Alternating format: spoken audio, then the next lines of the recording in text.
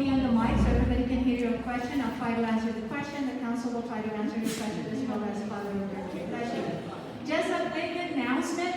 Thank you so much for the enthusiasm with this booklet. However, I just want to announce that the outside back cover and the inside back cover, the 300 and 250 are not available anymore. Okay? Yes, but please, there's a lot of full pages. Full pages, no limit on that. So please, okay? So full pages are available. So thank you for the enthusiasm. I know, sorry. This was sent out a few weeks ago, and sorry we didn't announce that earlier. Thank you so much. Okay, so Q&A. Anybody has questions? I know there was some questions there earlier. Don't be shy now. Questions. It's their time to, have a conversation and strategize and see where something. While you guys think about your questions, we also have our Veritas newsletter coming out on September 1st. So most of you know about this already. All ministries are welcome to submit a newsletter every time we do a new one. We do one every quarter. So tomorrow is actually the deadline for the September issue. So please get in touch with me this week if you'd like to submit an article. Many of you have already sent your articles, so thank you. Okay. Questions? Any clarifications from the discussions earlier?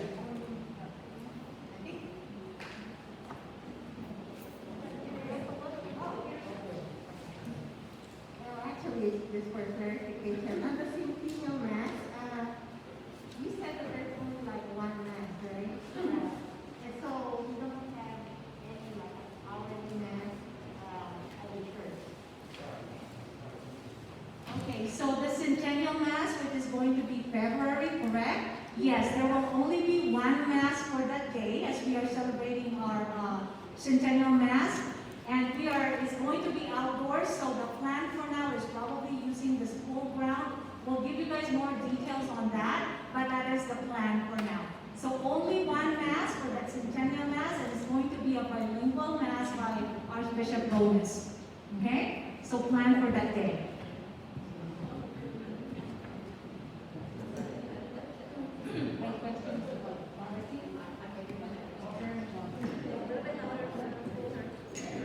Kind of concerned about where, if it's only one Mass, there will be a problem with parking at homes. Okay.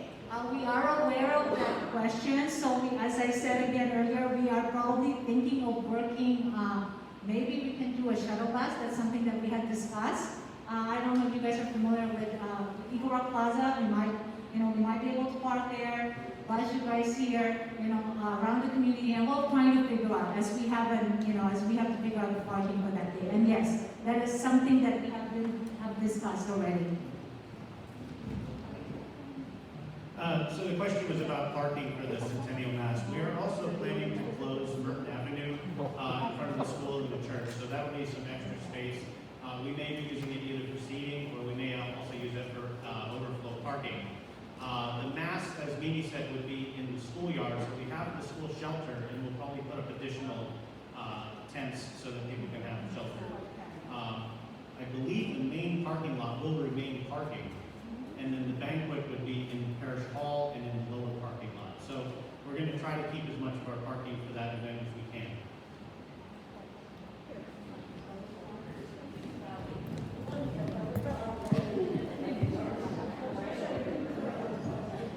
Jay, you said that the parking lot is going to be open for parking, but if you close Merton, and if you have the food in the lower parking lot, there's no way to get in that parking lot. Well, we haven't worked out the details yet, so. Well, we've been open just like during the school days. You may be able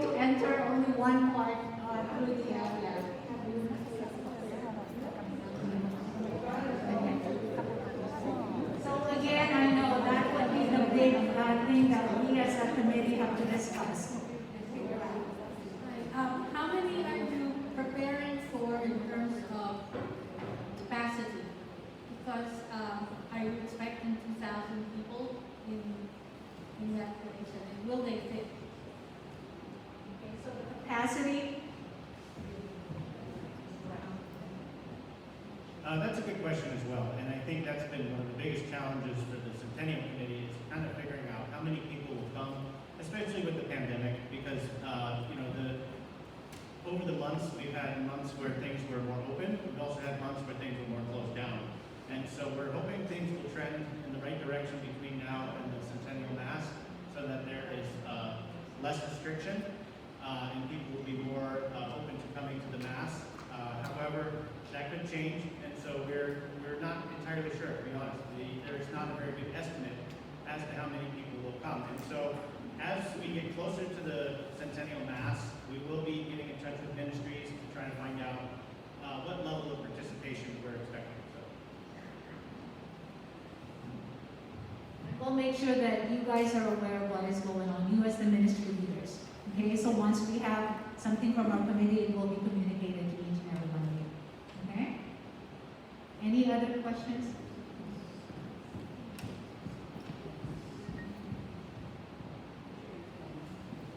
Regarding the Dapper Dance New Year's Eve,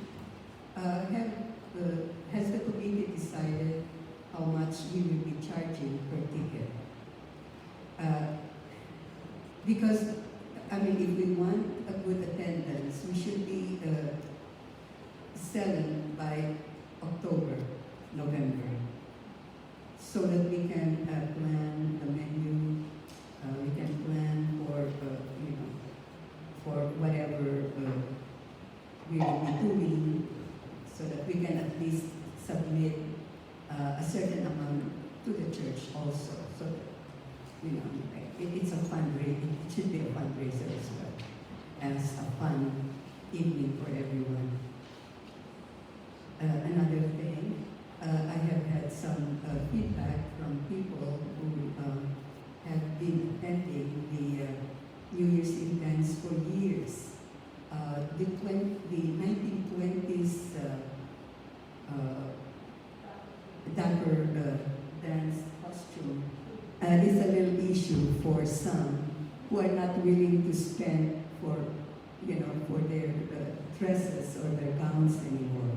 Can we expand that a little bit to, not the 1920s only, but for those who are not able to come up in the 1920s costume, could also wear whatever they have. I thought you were going to be planning the dance, Sally.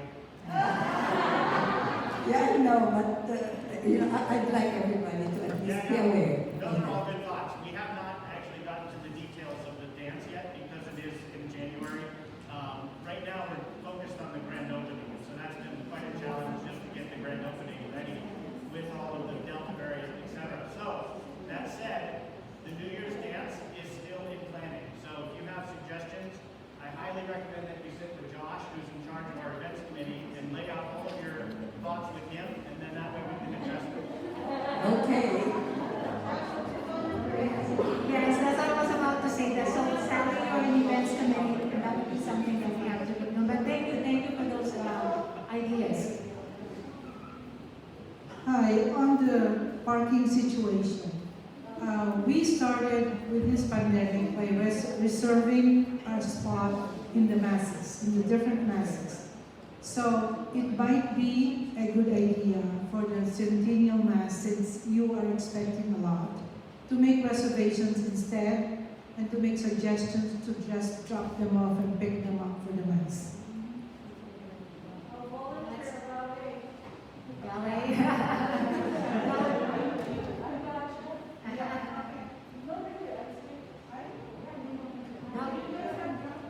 Yeah, that would be something definitely that we will have. As I said, that's why I threw out that maybe we can use Eagle Rock Plaza and we'll get some buses, whatever vans to bring those or something, asking the other churches within the community to maybe let us borrow their parking lot. And that is something that we have discussed in the community. That came up right away. Parking issue came up. Because we know that we only have one mass for that day. Okay? Any other questions?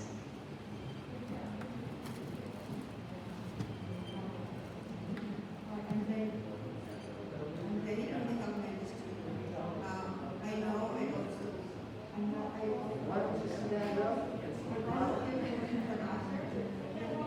I volunteers and other assessment, you know. And one of the problem is that a lot of, because it's pandemic, a lot of those certifications have been expired. So, and then there's not a lot of classes offered. So, what is where do we stand out with those that virtual certification have been expired? So, where do we stand?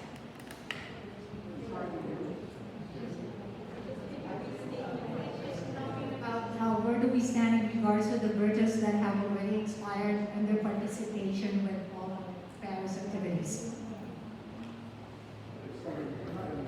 Like if they're not virtue certified, can they still participate with all these activities that are coming? If you are a volunteer here at St. Dominic's, you must be recertified to participate in anything. If you're a volunteer or minister in any way, to attend, no. I mean, we don't certify everybody that attends Mass, but if you want to help in any way, you have to be certified for virtues. We are encouraging it, as we know, just to make sure that we are in compliance with the rules and what we have to do, especially if we have children around. Okay? So we are really encouraging everybody. That is important. We have to be in compliance.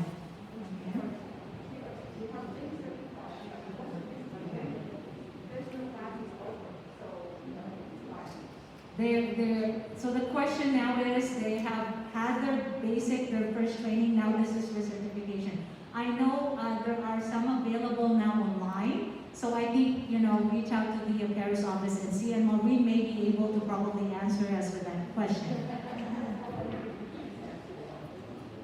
Okay, I sent a notice to a lot of the ministry heads.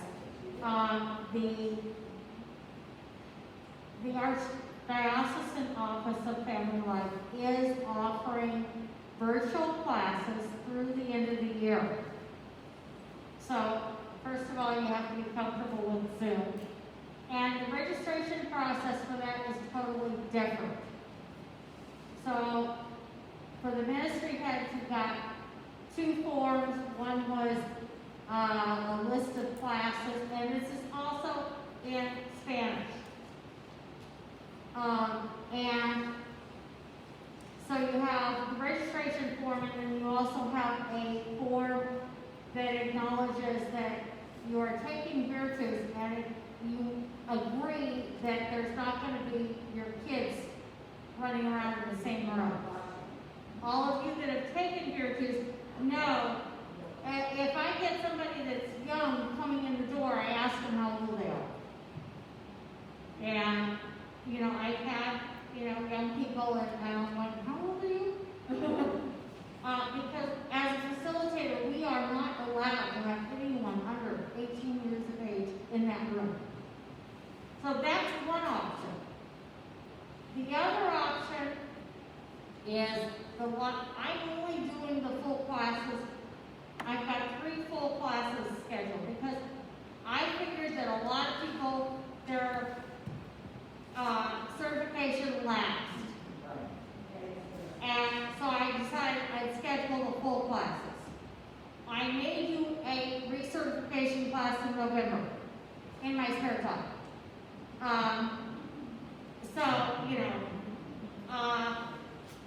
That's what's as far as live. And when I'm doing live, I'm going to go into the Parish Hall, where I'm limiting it to 48 people, 4 people at a table. So we're going to keep it distance. Those you have to register online. Get a child or grandchild that can help you register, that helps. I know that it's not friendly. And the whole program for the whole Archdiocese, that office has 2 people. Only 2. Dominic and Brenda Melendez Cabrera. That's the whole office, the whole program for the whole Archdiocese. So they're a little stressed too.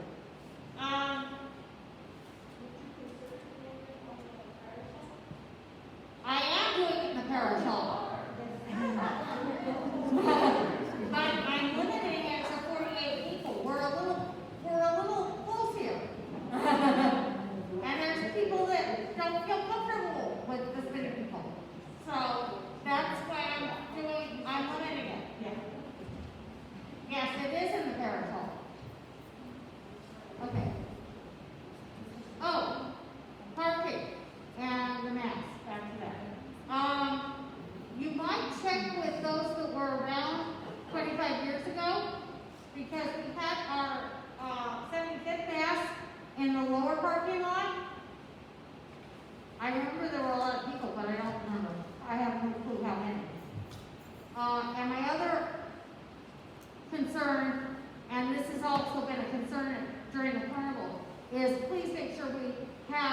disabled parking. Because during the carnival, there's no disabled parking, which, you know, I've talked to people and they've actually had to go to mass elsewhere because there's no place to park. Are you writing on that? Yes, those are all well taken, yes. The, we'll make sure that there's a disabled parking and all those other things that we have to do. And yes, please make sure what Maureen is talking about is that there's an in-person training here on our Paris. So if you guys need to have that done, please talk to her, contact her, and so she can give you those information. And also, if you don't want to do that and you want to do the virtual one, it is available. I know that I had mine recertified back in April. Rosanna gave me information what to do. It was easy to deal with them. You just email them and then it was done. And it has we had about maybe 400 people in that Zoom back in April. Okay, so please do it. Again, we have to be compliant. Any other questions? I'm looking at my watch here. Let's see if my voice carries. I was just thinking about that ministry fundraising. Do you have a goal? Do you have any idea how much total money you need? That way, if we approach members in our individual ministries, we can kind of suggest a donation that would help to meet that goal. That is a good idea. I think one of the biggest thing right now is I'm going to start communicating with the committee then, and our main thing is the setup of how much would it cost us to put a tent. And I just threw in a figure last time we had a meeting. We had a graduation where I work at. It was just for a good for 30 people or so. Setup of tent was already about $2,500, and that's setting up with chairs and stuff. So I think we'll have to kind of start asking and get some quotes a little bit, so we'll have an idea. Because I think that would be the big one. For the luncheon, we have decided that $5 may not be too much because we want, for the luncheon, if you want to participate with that, asking to pay for the $5 and then the rest we can cover. The grand opening, the main thing will probably be decoration. So we'll go ahead and sit down. So we have your, I agree. If we have a little bit of figure in mind, that would help us a little bit. And then we can kind of come back to you guys and say, I think we're anticipating it will cost us $10,000 at this time based on what we have from the ads. We only have about $3,500. Please help us. I think that's a good idea. Okay, so we'll sit down and think of that. Okay? Any other questions?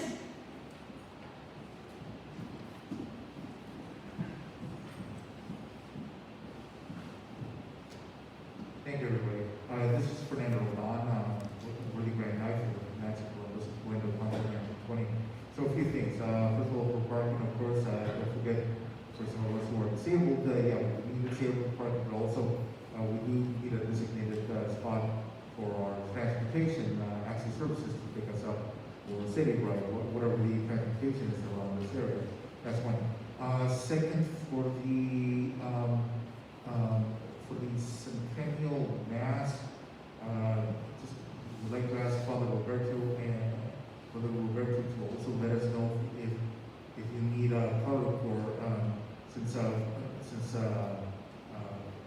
Archbishop Gomez is going to be here. You probably want a full color core, maybe 20 guys, 25 guys, 30 guys, maybe 100 so let us know if you want that for that Centennial. And of course, like I mentioned to Father Roberto, whatever you need for the Knights of Columbus, this 100th anniversary, please let us know. That's what we're here for. Help each other out. Thank you.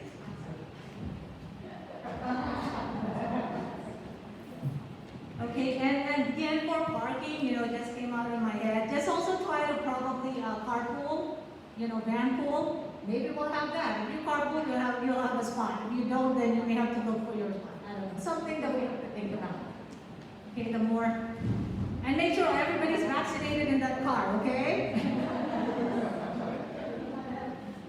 Josh brought up something good because Josh has been the leader of our events subcommittee for the Centennial. We had broken up our Centennial committee into 4 groups. We had facilities, events, historical, and communication. And so each group was working on different tasks. communications worked on these invitations, as well as the posters and some of the media that will be going out. Events has been in charge of the actual planning of the event. So for instance, this grand opening, they're working on refreshments, coordinating with the facilities group on decorations, etc.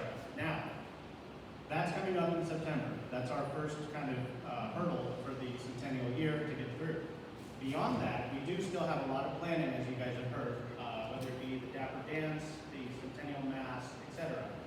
So if any of you have been a part of our Centennial Committee and have wandered away, we'd love for you to wander back and help us again as we continue to plan those events for the future. Those of you who have experience at the parish with things like parking, liturgical planning, environment, all of those things are welcome, and we are happy to have you. So please be in touch with us, in touch with Josh, Mimi, and myself, and we are happy to take your suggestions and also to delegate some of those tasks to you. Do we have any other questions? I think we have time for one or two more. All right, one more.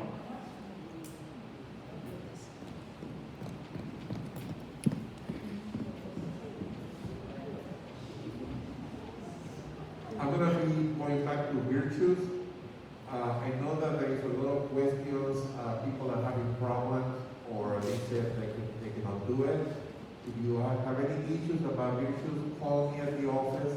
I'll be glad to help you, guide you to enroll you or to register actually. And the classes that Maureen is giving, she was telling me that from St. Dominic, there's only like about 6 people, which is pretty pathetic. There's a lot of people that need the training, so if you need help, call me at the office, and I'll be glad to help you with that.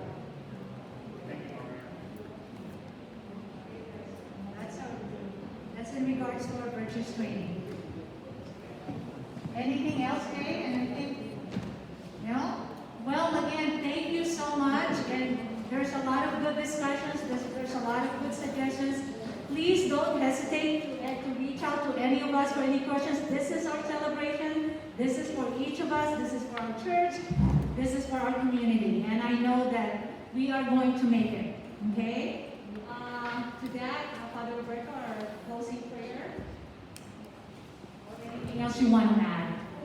No, thank you so much for coming. Gracias por venir. Help me stand for the closing prayer. Otra vez reconociendo la presencia de Dios entre nosotros in the name of the Father, and the Son, and the Holy Spirit. Amen. Dear God, thank you for this morning's meeting, the energy, the creativity. Gracias, Señor, por la energía, la creatividad que hemos tenido esta mañana. We ask you to bless us in our plans. Please help us overcome the pandemic. Por favor, ayúdanos, Señor, a superar esta pandemia so that we can truly celebrate as your people and bless our parish and all of our members, especially those who are struggling. Bendícenos a nosotros, a nuestra parroquia, y sobre todo aquellos que están sufriendo y luchando. And so we pray together, the glory be. Glory be to the Father, and to the Son, and to the Holy Spirit, as it was in the beginning, it is now, and ever shall be, world without end. Amen. Our Lady, what we pray, pray for us.